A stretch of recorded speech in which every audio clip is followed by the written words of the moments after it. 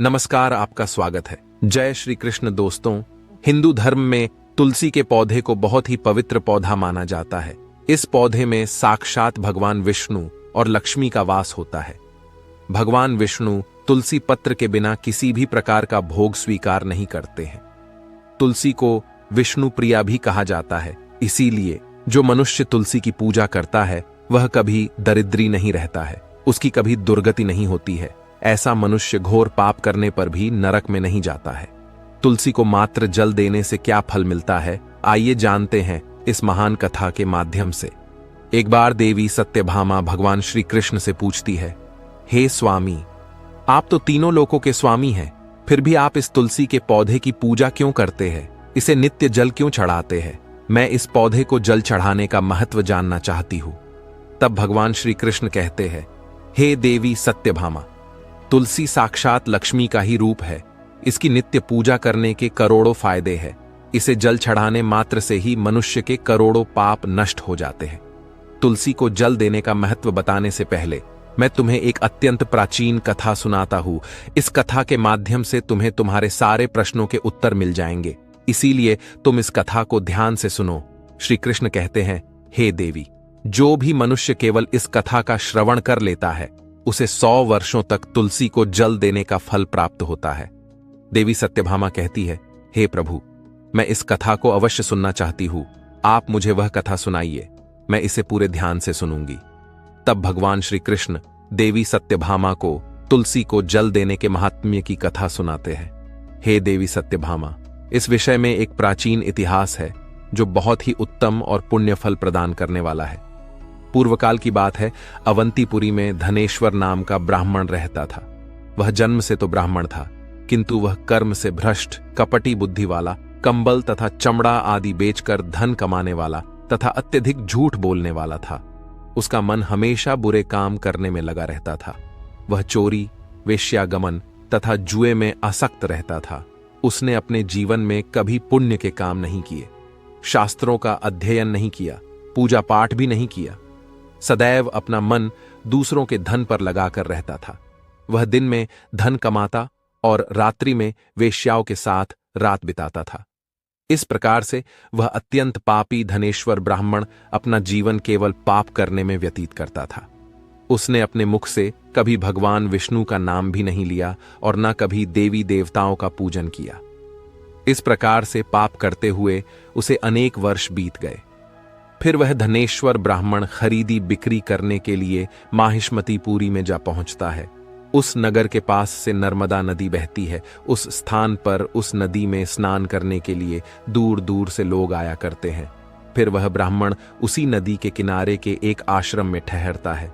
उस आश्रम में अनेक विद्वान ब्राह्मण पुराणों का पठन तथा भगवान विष्णु की स्तुति में मग्न रहते थे। वह पाखंडी धनेश भी ढोंग करता हुआ वहीं पर उनके साथ रुक गया। उन विद्वान ब्राह्मणों के साथ रह के उसे भी श्री हरि विष्णु के नाम सुनने का अवसर मिलता था। वह उस स्थान पर 1 महीने तक रुका। फिर वहां पर आए लोगों ने गायों का पूजन करके ब्राह्मणों को भोजन कराया, तो उस पापी ब्राह्मण ने भी उनके साथ बैठकर भोजन किया और भगवान का प्रसाद ग्रहण किया। वहीं पर उस आश्रम में एक तुलसी का पौधा था। वह ब्राह्मण जाने अनजाने में ही उस तुलसी के पौधे में पानी डालता था। उसके मन में कोई विचार नहीं था कि वह क्या कर रहा है।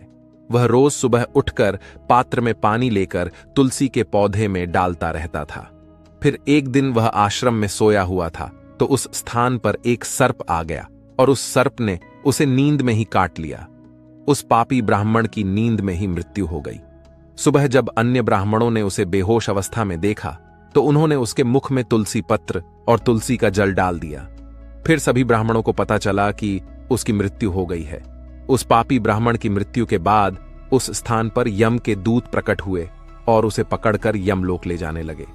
रास्ते में जाते हुए वह ब्राह्मण विलाप करने लगा और यमदूतों से कहने लगा, हे यमदूतों, मुझे कहां ले जा रहे हो? मेरी मृत्यु किस कारण से हुई है? तब यमदूत कहने लगे, अरे दुष्ट ब्राह्मण, तूने जन्म से लेकर मृत्यु तक बहुत पाप किए हैं। तेरे पापों के कारण ही तुझे एक काले सर्प ने काट लिया और तेरी मृत्यु हो गई है। अब हम तुझे यमलोक लेकर जा रहे हैं। वहां पर यमराज तेरे पाप कर्मों का लेखा जोखा देखेंगे और निश्चित ही तुझे वे नरक में डालेंगे। फिर वह ब्राह्मण जोर जोर से विलाप करने लगा और उन यमदूतों से क्षमा याचना करने लगा, किंतु यम के दूतों को उस पर जरा सी भी दया नहीं आई और वे उसे पीटते हुए यमलोक लेकर गए। जब यम के दूत उस ब्राह्मण को लेकर यमराज के सामने पहुंच गए तो यमराज के पास बैठे हुए चित्रगुप्त ने उस ब्राह्मण के जन्म से लेकर मृत्यु तक के कर्मों का लेखा जोखा निकाला और यमराज से कहने लगे, हे महाराज, इस ब्राह्मण ने तो बचपन से लेकर मृत्यु तक पाप ही पाप किए हैं। इसने कोई पुण्य का काम नहीं किया है। यह तो मूर्तिमान पाप ही है। इसे कल्प भर के लिए नरक में डाल दिया जाए। फिर यमराज कहते हैं, हे दूत, जीवन भर पाप करने वाले इस दुष्ट ब्राह्मण को उठाकर ले जाओ और इसे कुंभीपाक नामक नरक में डाल दो। यमराज के आदेश का पालन करते हुए वे यम के दूत हंसते हुए उस पापी ब्राह्मण को लेकर चले गए और उसे मुदगरों से पीटने लगे, जिससे उस ब्राह्मण का मस्तक टूट गया और वे उसे कुंभीपाक नामक नरक में ले गए। उस भयंकर नरक में खौलते हुए तेल के बड़े बड़े घड़े थे, जिसके नीचे भयंकर अग्नि धधक रही थी। फिर यमराज के दूत ने उस ब्राह्मण को उस खौलते हुए तेल के घड़े में डाल दिया, लेकिन जैसे ही वह ब्राह्मण उस खौलते हुए तेल के घड़े में गिरा, वह तेल एकदम से ठंडा पड़ गया। इस विचित्र घटना को देखकर उस यम के दूत को बड़ा आश्चर्य हुआ। ऐसा पहले कभी नहीं हुआ था। उसने कितने ही पापियों को उस तेल के घड़े में डाला था, वे सभी उस खौलते तेल में गिरकर छटपटाने लगते थे, लेकिन जैसे ही वह ब्राह्मण गिरा, वह तेल अचानक से शांत और शीतल हो गया। इस आश्चर्य को देखते ही वह यमदूत तीव्र गति से दौड़ता हुआ यमराज के पास पहुंच गया। यमराज ने पूछा, हे दूत, क्या बात है, इतनी तीव्र गति से दौड़ते हुए क्यों आ रहे हो? फिर वह दूत कहता है, हे यमराज, आपने जिस ब्राह्मण को कुंभीपाक में डालने के लिए कहा था, जैसे ही हमने उसे कुंभीपाक नरक में डाल दिया, नरक की अग्नि बुझ गई और वह खौलता हुआ तेल भी ठंडा पड़ गया। फिर यमराज कहते हैं, हे दूत, यह तो बड़ी ही विचित्र घटना है। ऐसा तो पहले कभी नहीं हुआ।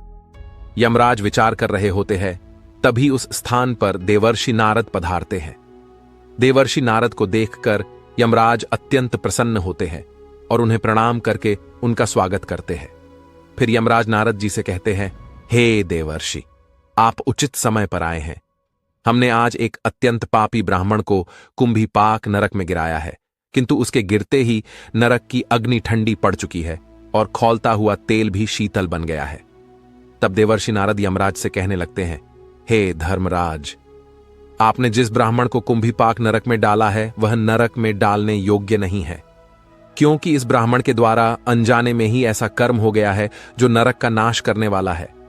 जो मनुष्य पुण्य करने वाले लोगों के साथ रहता है, उसे उनके पुण्य का भाग अवश्य मिलता है, और यह ब्राह्मण तो 1 महीने तक भगवान विष्णु के भक्तों के साथ रहा है। इस ब्राह्मण में आश्रम में रहते हुए नित्य तुलसी को जल अर्पण किया है, इसीलिए यह बहुत बड़ा पुण्यवान बन गया है। इसके समस्त पाप नष्ट हो गए हैं। यह ब्राह्मण अब विश्वलोक जाने का अधिकारी बन गया है। इस ब्राह्मण ने अनजाने में ही इतना पुण्य कमाया है जो जन्म जन्मांतरों में मनुष्यों को प्राप्त नहीं होता है।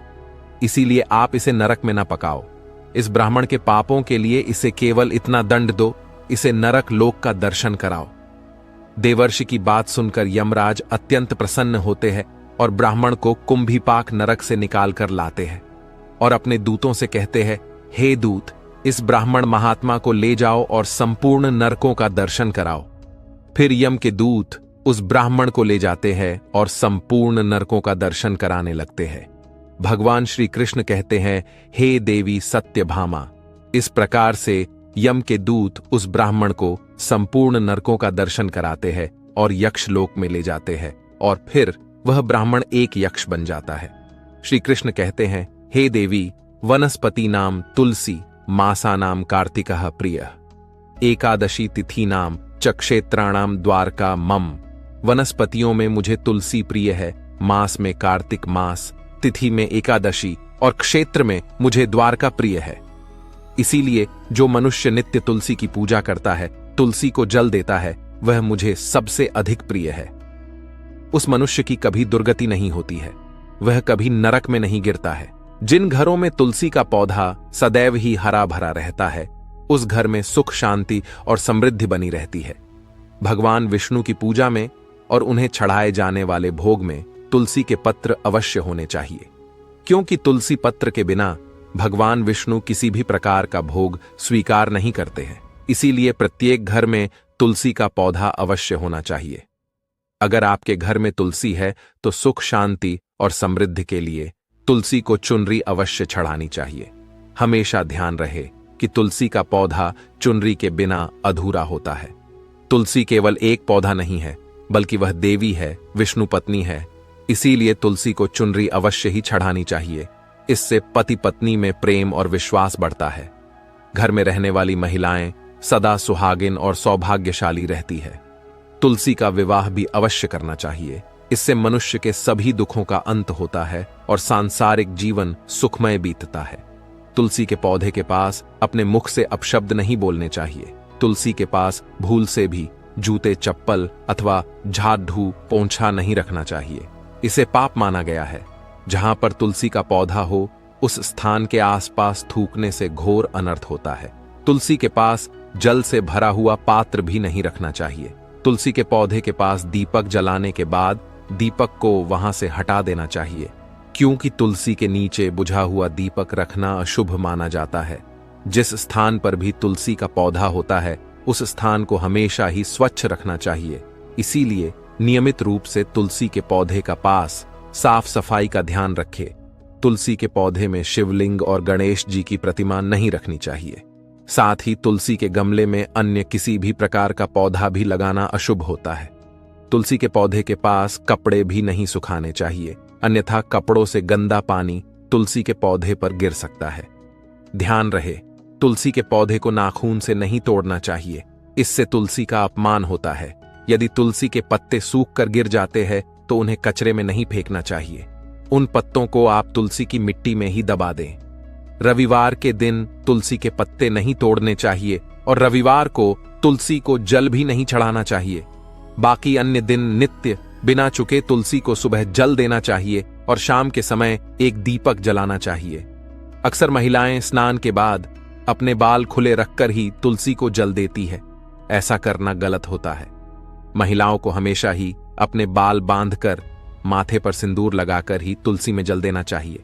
इससे तुलसी का आशीर्वाद प्राप्त होता है। घर में तुलसी का पौधा लगाते समय ध्यान रहे कि इसके लिए गंदी मिट्टी का उपयोग न करें।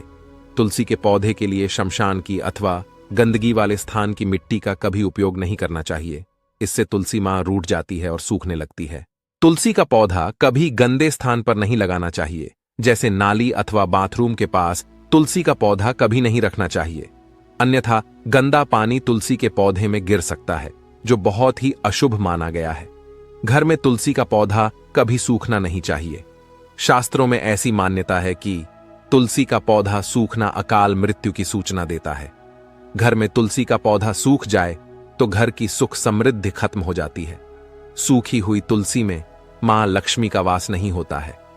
शास्त्रों के अनुसार मासिक धर्म के दौरान महिलाओं को तुलसी के पौधे में पानी नहीं डालना चाहिए और तुलसी को स्पर्श करना भी वर्जित है। तुलसी को बिना स्नान किए जल नहीं देना चाहिए और पैरों में चप्पल आदि पहनकर भी तुलसी को जल ना दें।